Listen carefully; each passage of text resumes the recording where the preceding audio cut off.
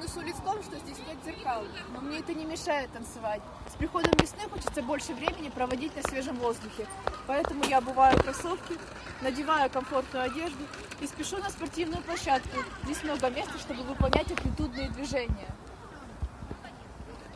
Прохожие часто обращают внимание на мой танец, но к этому можно привыкнуть. Таким образом я учусь не отвлекаться от задания. Тренировки на улице – это вызов для меня и новый этап в танце.